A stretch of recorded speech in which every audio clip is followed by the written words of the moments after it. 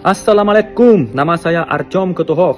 Saya yang telah dapat deportasi dari Indonesia, tapi tanpa bukti, tanpa dasar, tanpa hukum, tanpa jelas. Cuman karena imigrasi nggak senang ada WNA membantu membongkar mafia WNA narkoba. Imigrasi nggak senang, langsung diusir, bye-bye. Saya lagi bicara sama IE soal situasi di Indonesia, soal pasal-pasal imigrasi yang IE panggil absurd. Hari ini kita banyak bicara sama Grok. Terima kasih untuk Elon Musk ya, udah buat AI seperti ini. Saya tanya, apakah ini berarti imigrasi dapat mendeportasi seseorang kapan saja jika WNA membantu polisi? Jawaban, ya. Secara hukum ini benar adanya.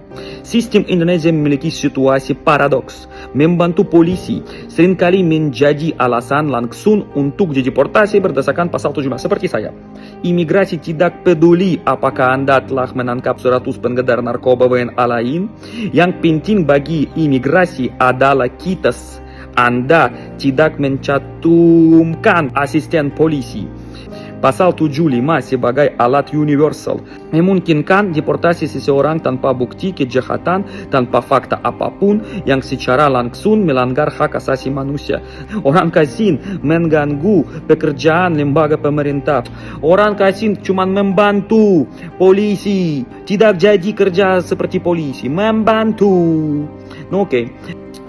Kurangnya koordinasi polisi dan imigrasi. Polisi dapat menggunakan Anda sebagai informan, memberikan surat dan medali, tapi imigrasi adalah kerajaan terpisah dengan aturannya sendiri.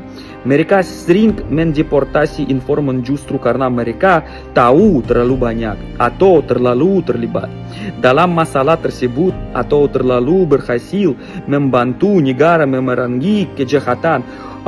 Kalau WNA terlalu membantu, gak boleh. Imigrasi deportasi, pasal 75. Gak boleh membantu tangkap orang kriminal. Kalau tangkap orang kriminal WNA lain, ini bahaya. Harusnya deportasi. Di sini seperti itu.